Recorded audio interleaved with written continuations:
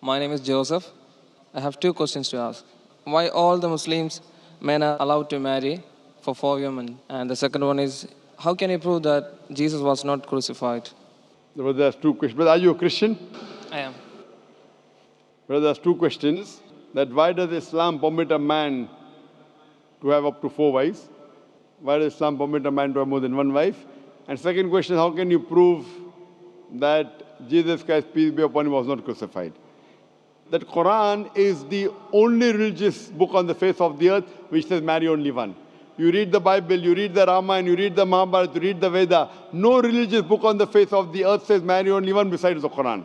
If you read Ramayana, the Hindu scriptures, the father of Sri Ram, he had more than one wife. If you read Mahabharata, Sri Krishna, how many wives he had? 4, 10,000, 10,000. He had 16,108 wives. So if Sri Krishna can have 16,108 wives, so why can't Muslims have maximum up to 4?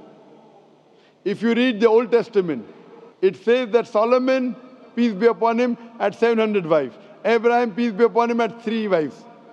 So Old Testament tells you can marry as many wives as you want. Same as the New Testament says that you should follow Old Testament. So in Hinduism, in Christianity, in Judaism, you can marry as many as you want. It is later on that the church put a restriction that Christians should marry only one.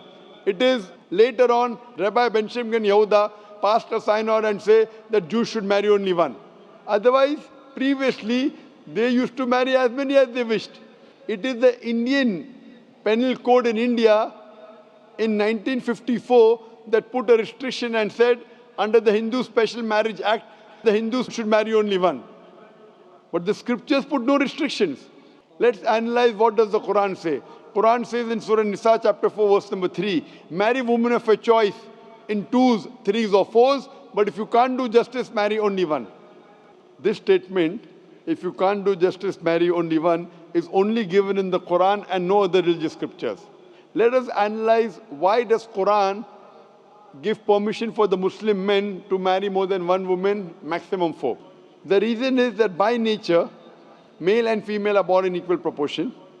But if you ask any pediatrician, he will tell you, the doctor of the children, that the female child is stronger than the male child in fighting germs and diseases.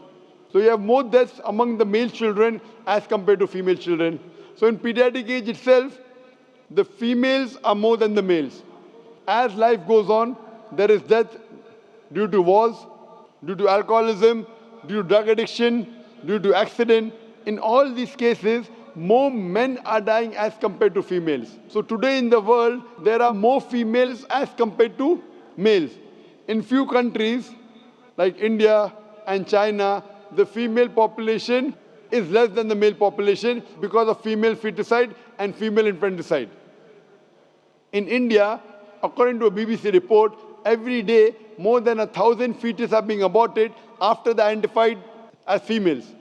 If you multiply this figure by 365, you get a total of more than 1 million fetuses are being aborted every year in India after they are identified that they are females.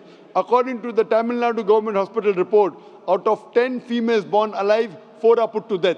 If you stop this evil practice of female feticide and female infanticide in India, even in India, the female population will become more than the male population.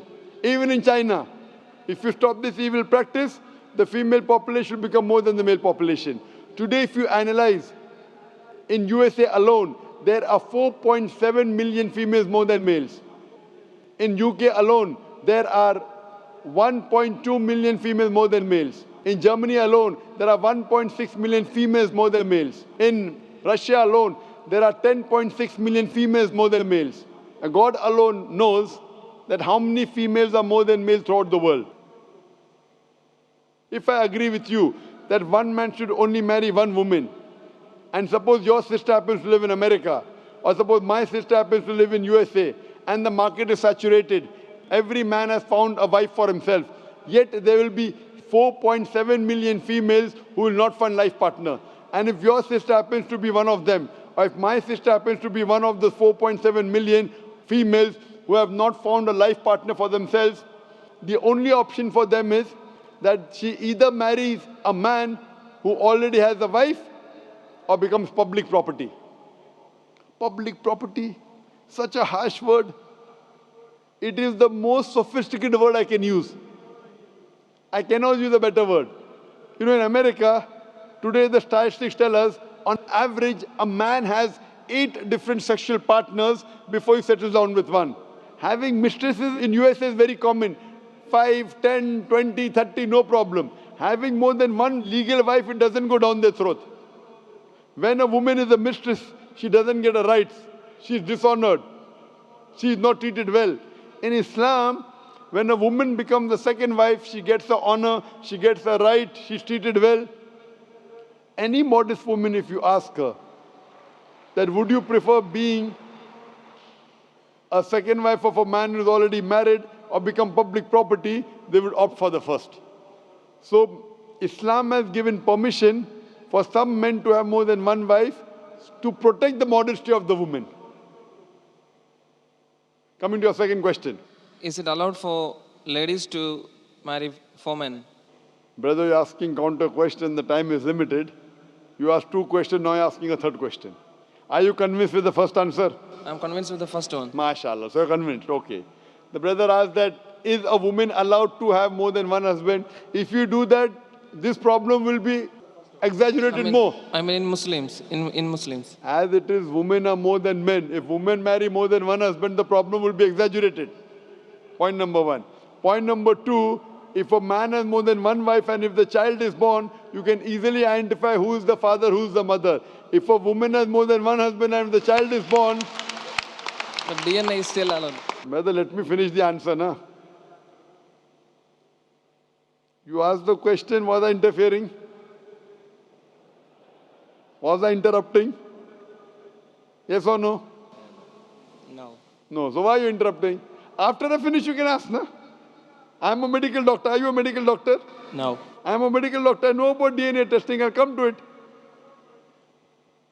Once, if a woman has more than one husband, 2 husbands, and if a child is born, and if he goes to admit in the school, and if the question, who's your father, she'll have to give 2 names. You're talking about DNA testing. I know about it. DNA testing is recent. Was DNA testing there 50 years back? Was it there? No. It's a new recent discovery, yet it's not 100%. Even if I agree it's 100%, it is now, it wasn't there before. Islam is there since time immemorial. And this is not the only reason. Even if I agree tomorrow it becomes 100% perfect, this is not the only reason. Today science tells us that man is more polygamous in nature as compared to the female. Today science tells us that during menstrual cycle, the female undergoes certain psychological changes. It's not possible for her to do the role of multiple wives. But a man doesn't undergo these changes. It's possible for him to do a role of multiple husbands. Today science tells us that if a man has multiple sexual partners and all are faithful, there is no problem. But if a female has multiple sexual partners and all are faithful, there are chances of sexually transmitted diseases to emerge.